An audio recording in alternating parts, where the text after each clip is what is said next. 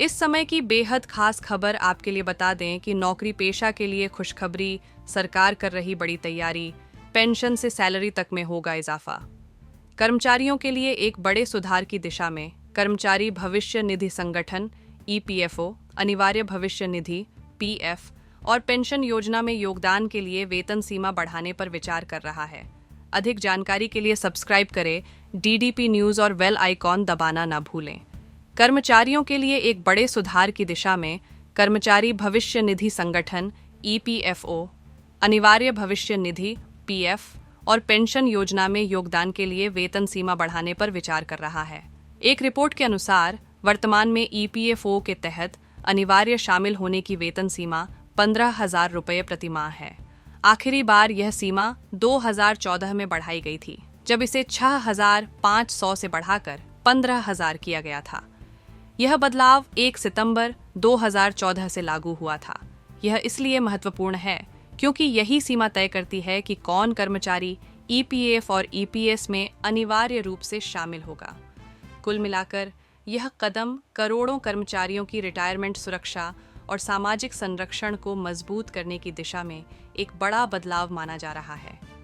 क्यों 15,000 रुपये की सीमा पर पुनर्विचार हो रहा है? मुंबई में एक कार्यक्रम में वित्तीय सेवाएं विभाग डीएफएस के सचिव एम नगराजू ने हाल ही में कहा कि मौजूदा संरचना के कारण बड़ी संख्या में ऐसे कर्मचारी जो 15,000 रुपये से अधिक कमाते हैं, पेंशन सुरक्षा से वंचित रह जाते हैं। उन्होंने इसे बहुत खराब स्थिति बताते हुए कहा कि निजी क्षेत्र के कई कर्मचारी जो इस सीमा से थोड़ा ही ऊपर कमाते हैं, किसी भी औपचारिक पेंशन योजना में शामिल नहीं होते और बुढ़ापे में बच्चों पर निर्भर रह जाते हैं।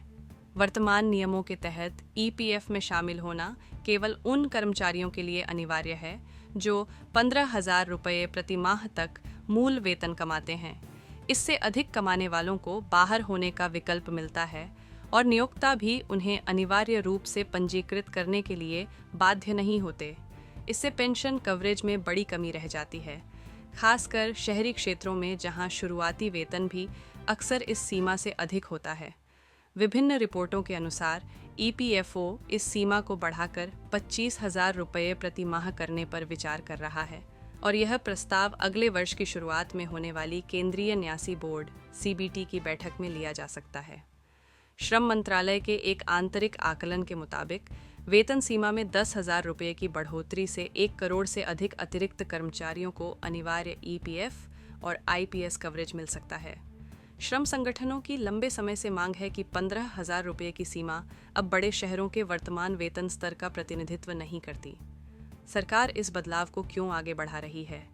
यह कदम भारत के सामाजिक सुरक्षा नेटवर्क को मजबूत करने की व्यापक पहल का हिस्सा है। अटल पेंशन योजना के तहत पंजीकरण 8 करोड़ 3 लाख से अधिक हो चुका है, जिसमें लगभग आधे महिला सदस्य हैं। भारत में अब भी 2/3 से अधिक लोग जीवन बीमा से वंचित हैं और कई युवा कमाई करने वाले लोगों के पास भविष्य की रिटायरमेंट ज़रूरतों के लिए पर्याप्त बचत नहीं है। ऐसी ही डेली खबरों के लिए सब्सक्राइब करें डीडीपी न्यूज़ और बेल आइकॉन दबाना ना भूलें।